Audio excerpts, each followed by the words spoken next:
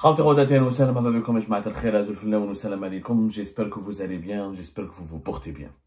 C'est une autre affaire qui a éclaté au sein de l'institution militaire et qui a été totalement dissimulée et entièrement passée sous silence, comme pratiquement toutes les affaires qui sont traitées par la justice militaire et qui concernent des personnalités militaires de premier rang ou des enfants de personnalités militaires de premier rang. Le fils du général-major Zerred a été arrêté et placé en détention au début du mois de mai. Il y a de cela à la fin du mois d'avril, début du mois de mai. Nous n'avons pas les dates précises puisque son arrestation et son placement en garde à vue pendant pratiquement une semaine, ensuite sa présentation devant le tribunal militaire de Blida et son incarcération, ce sont des événements qui ont été discrètement, qui se sont déroulés extrêmement discrètement, avec une discrétion extrême, parce que ça concerne une affaire sensible. Le fils de ce général-major qui est emprisonné, son père est en prison et qui devait sortir au mois de mai 2025. C'est-à-dire au cours de ce mois-ci. Au moment où son père allait sortir de prison, c'est le fils qui part en prison. C'est totalement troublant, d'autant plus qu'on reproche au fils, d'après nos investigations, on reproche au fils du général-major Cherif Zerred d'avoir transmis et donné des informations à des éléments classés subversifs à l'étranger, ou des éléments classés subversifs par les services de sécurité et les autorités algériennes et qui résident à l'étranger. Le fils d'un général qui aurait fait fuiter, qui aurait transmis des informations sensibles et des informations très délicates à des opposants classés comme subversifs et établis à l'étranger. Moi, cette affaire me trouble, vraiment me trouble, et à mon avis, elle soulève des interrogations. Et encore une fois, personne n'explique aux Algériennes et aux Algériens les dessous de cette affaire, une nouvelle affaire judiciaire qui pourrait être un scandale politico-judiciaire important. On met en prison quelqu'un comme ça, sans aucune explication, sans aucune... vous allez me dire, il y a une instruction militaire, sa justice militaire. Moi, le concept de justice militaire, d'ailleurs, me dérange, mais c'est pas grave. Un jour, on vous fera une émission pour vous expliquer que beaucoup de pays développés, que beaucoup de pays civilisés ont mis fin à la justice militaire. L'Algérie, ça reste parmi encore les pays archaïques et arriérés qui disposent encore de justice militaire. Pourquoi devrait l'existence d'une justice militaire différente de la justice civile, pour moi, elle pose problème, elle pose question. Mais c'est pas un souci, ça c'est un autre débat, on en parlera plus tard. La justice militaire est une justice. Donc, à partir du moment où elle est soi-disant et supposément une justice, elle doit obéir aux règles du droit.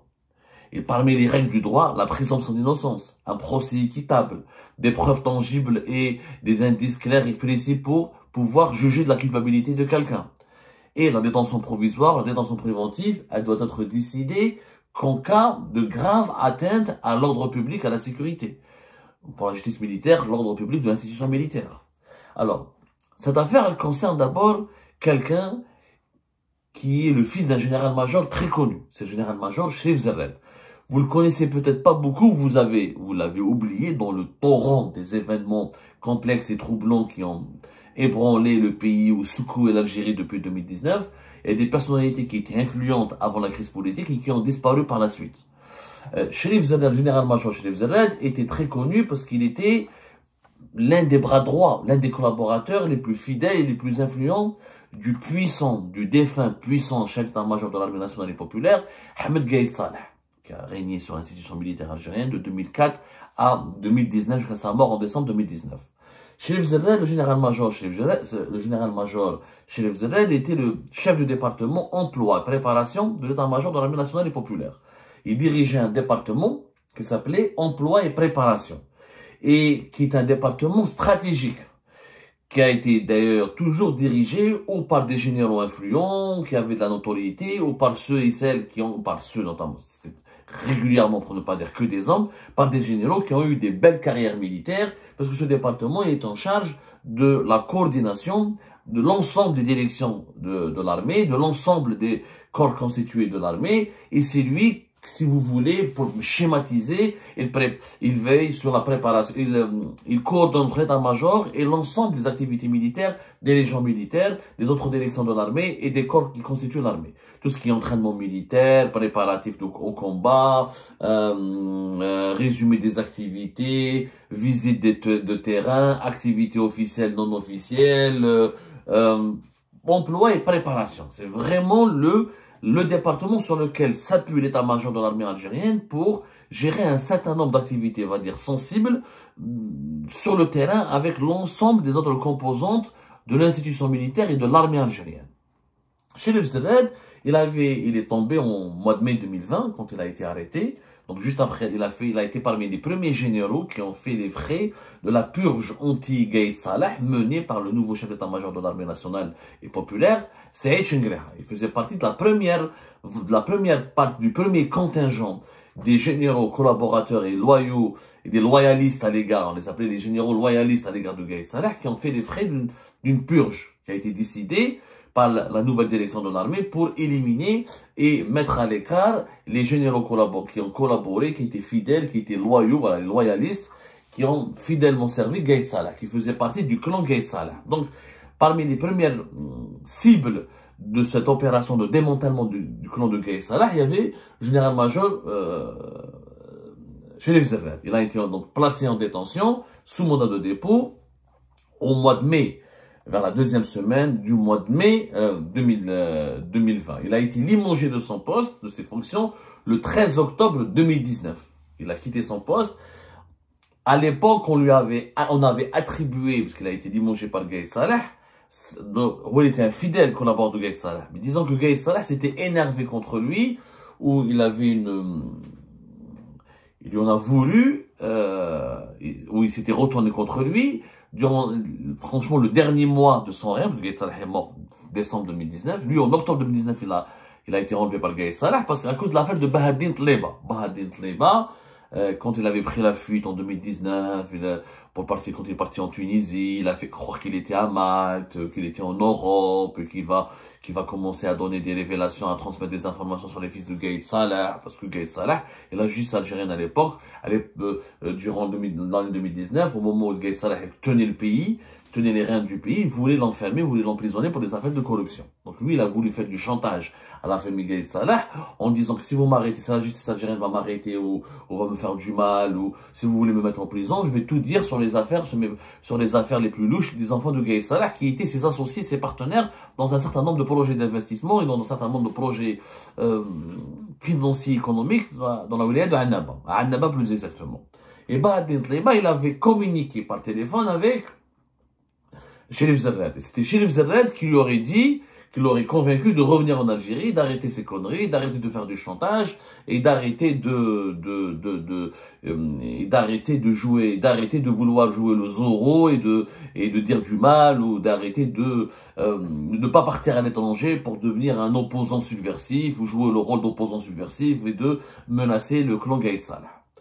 C'est cet appel qui avait été utilisé à l'époque comme l'un des motifs pour remettre en cause sa fidélité ou sa loyauté, plutôt sa loyauté à l'égard de Gaïd Salah. Il a été enlevé dans ce contexte-là. Alors Cherif Zerred, lui, s'est toujours défendu il s'est défendu d'avoir trahi des dînes qu'il n'a jamais, il avait dit à l'époque qu'il n'avait jamais trahi Gaïd Salah, au contraire, qu'il avait essayé de raisonner Bahaddin Tleba pour le faire, pour qu'il arrête sa mascarade et ses sorties médiatiques. À l'époque, il donnait des informations à Saïd Benzdira, et qu'il voulait que Bahaddin Tleba envisageait même de faire des interviews, de donner de faire des apparitions médiatiques. Il voulait savoir devenir un lanceur d'alerte et se venger, se protéger contre et se venger des enfants de Gaïd Salah, parce que leur père voulait le mettre en prison. Il l'a inclus sur la liste des personnalités économiques et politiques sulfureuses liées au régime de Bouteflika et que la justice algérienne devait incarcérer.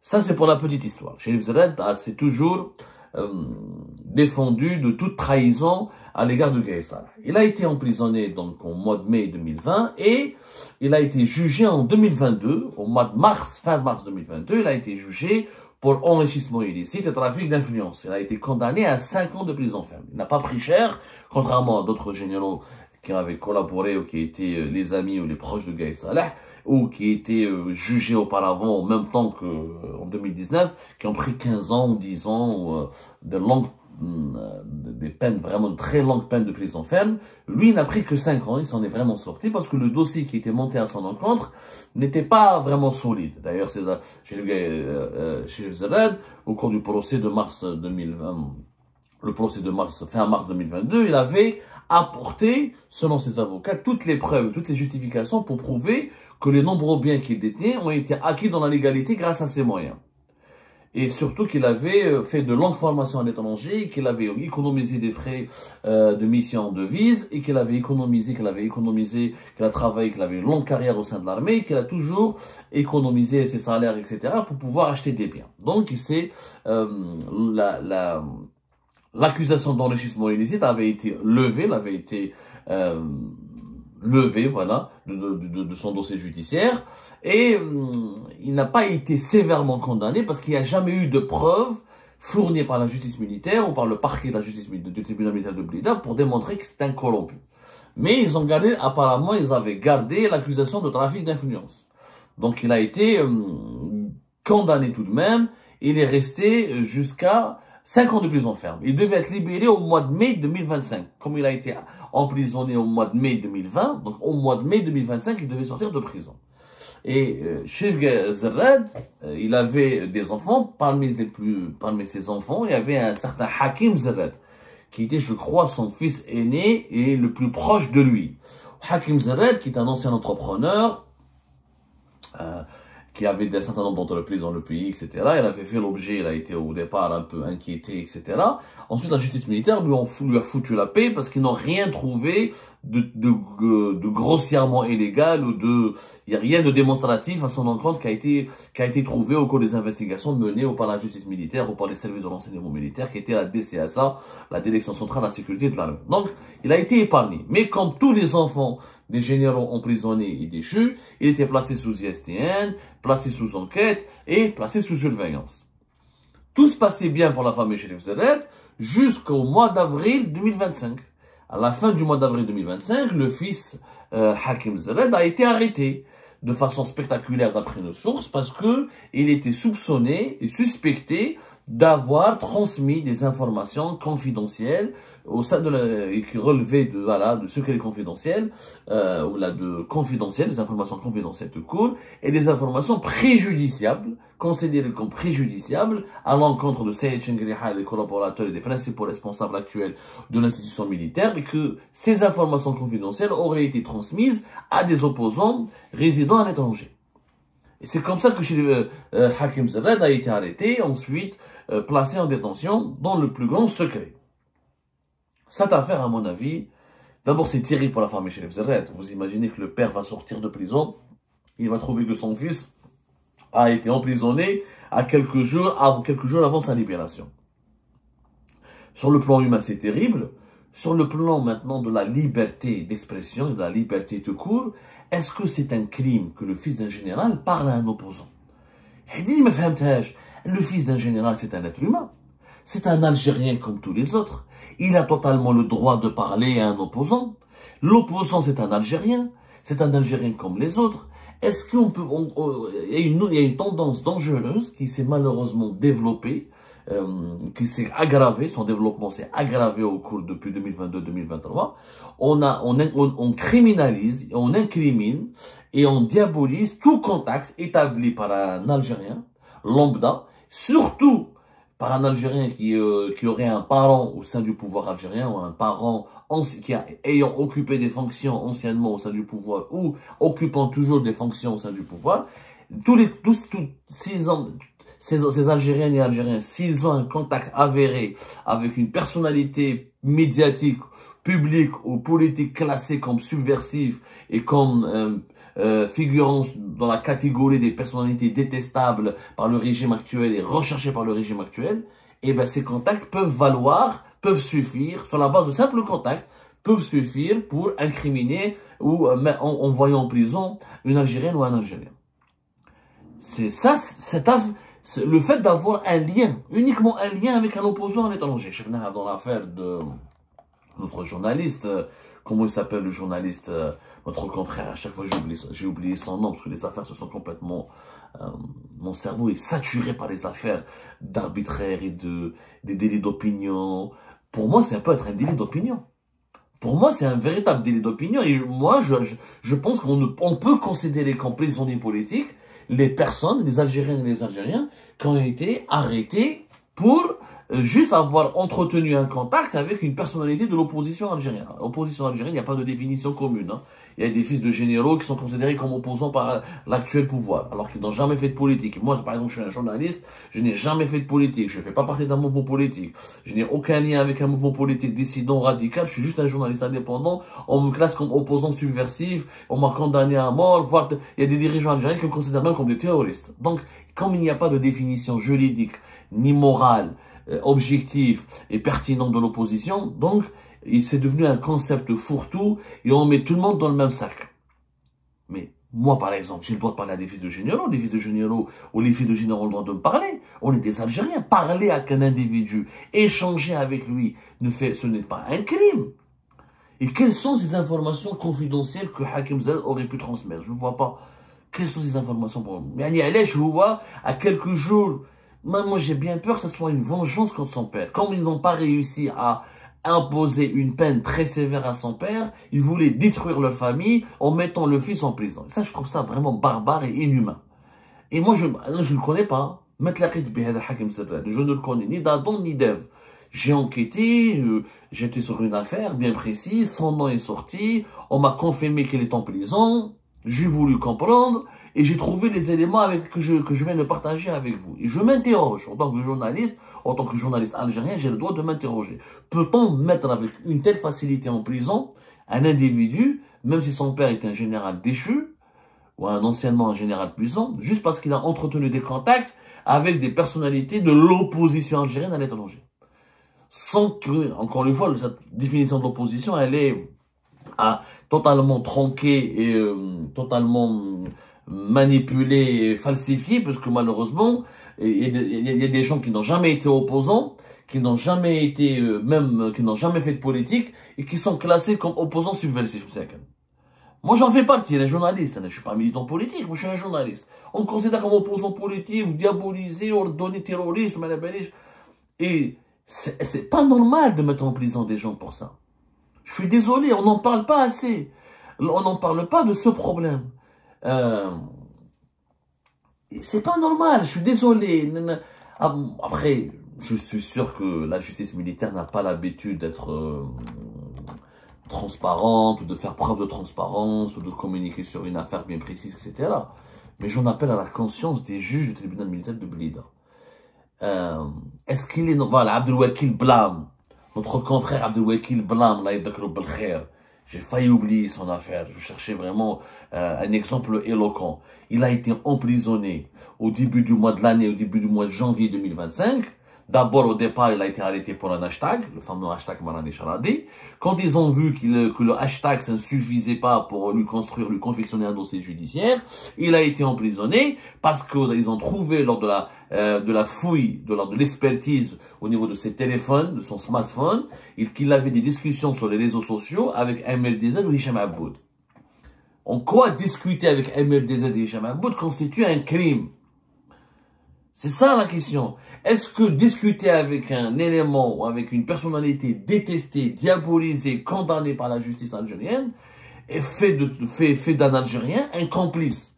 Donc moi, quelqu'un parle avec moi. Il me dit, bon, je discute avec lui, il fait un débat avec moi. Et moi, j'ai des débats des fois avec les partisans de Tebboune. Les partisans du régime, je fais des débats avec eux. Des fois, on fait des débats assez virulents. Ils se bougent. J'essaie de les appeler pour comprendre pourquoi ils soutiennent le régime actuel, qu'est-ce qu'ils pensent de la situation. Moi, les partisans du régime m'intéressent, je leur parle. Je parle à beaucoup de partisans du régime algérien parce que j'essaie de comprendre comment ils réfléchissent, j'essaie de comprendre leurs arguments et je suis obligé de les consulter pour être équilibré dans mon traitement d'actualité algérienne. Je ne peux pas parler qu'à des dissidents, qu'à des opposants, ça c'est pas du journalisme, ça devient du militantisme. Quand on est un journaliste sérieux et professionnel, on parle à tout le monde, on donne la voix à tout le monde, on cherche de l'information auprès de toutes les sources et on écoute tout le monde. Moi je les écoute, les partisans du régime algérien, ils échangent avec moi, ils analysent avec moi la situation du pays, ils me donnent des analyses, ils partagent avec moi leurs impressions, leurs avis et je les écoute. Mais ça ne veut pas dire quand ils me parlent qu'ils sont complices avec moi dans mes révélations ou dans mon travail d'investigation. Quand je dénonce ou quand je fais une analyse ou quand j'évoque un sujet ou quand je fais des révélations, les partisans du pouvoir algérien ne m'ont pas influencé, ne sont pas complices avec moi. Mais malheureusement, aux yeux de certains juges, aux yeux de certains responsables actuels, dès qu'ils ont un rapport d'enquête que un tel ou un tel, tel Algérien ou telle Algérienne, peu importe sa filiation, peu importe son appartenance politique, peu importe son âge ou son sexe ou, son état de santé, dès qu'il y a un contact avéré et matériellement prouvé entre lui et un opposant à l'étranger, ça suffit pour l'emprisonner, ça suffit largement pour l'encarcérer. Et pour l'inculper d'un crime, voilà, de crime d'atteinte aux intérêts de l'État, d'atteinte à la sécurité nationale. C'est du délire. On nage en plein délire. Il faut arrêter maintenant cette pratique. Les Algériens et les Algériens qui vivent en Algérie, qui sont soumis à la loi algérienne, ce sont des justiciables comme les autres, mais ce sont des êtres humains comme les autres. Ils ont des droits, ils ont totalement le droit d'échanger avec un Algérien qui a fui le pays, qui est à l'étranger, pour X raisons. Et parler avec un individu, ça ne signifie pas qu'on est d'accord. Peut-être que Hakim Zarad, il a parlé avec des individus à l'étranger. Ça ne veut pas dire qu'il cautionne leur comportement, qu'il cautionne leurs actions, qu'il est d'accord avec leurs politiques. Pas du tout. Moi, je connais des gens anti-islamistes qui détestent les frères musulmans, ils détestent les islamistes, mais qui parlent à Zetot, qui est un islamiste, qui est issu de la cour de l'idéologie islamiste. Mais parler à Zetot, ça veut pas dire qu'ils sont d'accord avec Zetot. Pas du tout. Ça n'a rien à voir. Donc, on ne peut pas criminaliser les échanges, la communication et les discussions. Une discussion n'est pas un délit, ne peut pas constituer un délit. Il n'y a aucune loi au monde qui te dit que tu n'as pas le droit de parler avec un criminel. Non, tu n'as pas le droit d'être complice avec un criminel. La complicité, elle est punie, mais la communication, l'échange de paroles, la conversation, non. Il faut qu'il y ait une complicité. Est-ce que Hakim Zarad a été complice d'un crime bien précis? Je n'ai pas d'éléments qui le prouvent, qui le démontrent. Je n'ai pas d'éléments qui l'affirment. Mais on ne peut pas mettre en prison des gens comme... Il n'y a pas que lui, hein. Abdelwakil Blam en a parlé. Il y a des dizaines et des dizaines, voire des centaines d'Algériennes et d'Algériens qui ont été emprisonnés pour avoir entretenu une conversation, pour avoir conversé, discuté avec des opposants à l'étranger, avec des personnalités et des individus et des personnes considérées comme opposants et recherchés par les autorités algériennes pour leurs activités, soit supposément politiques, mais qui sont réfugiés à l'étranger ou exilés à l'étranger. Il y en a des centaines et des anonymes dans l'affaire Algérie Part en 2023. Quand ils ont pris les smartphones de notre ancien collaborateur Samuel Lounès, ils ont accédé à la page Facebook d'Algérie Part, ils ont arrêté 16 personnes. 16 personnes. Presque 20 personnes juste parce qu'ils nous ont envoyé des messages sur Facebook. Moi, je les connais même pas. Il y a des gens, des citoyens, ils nous envoient des messages sur Facebook. Il veut dénoncer un truc dans son quartier, il veut dénoncer une affaire dans son entreprise. C'est des lanceurs d'alerte, des citoyens qui veulent dénoncer. Ils ont été emprisonnés pratiquement pendant une année. Donc, une femme qui travaillait pour Naftal, qui n'a commis aucun tort, elle partageait juste avec nous des informations, des analyses sur Naftal. En quoi c'est un crime? Ça, c'est pas un crime. Mais ils ont été emprisonnés. Ils ont été humiliés, affichés à la télé, contraints de faire des témoignages. L'affaire Algérie Part de 2023, rappelez-vous.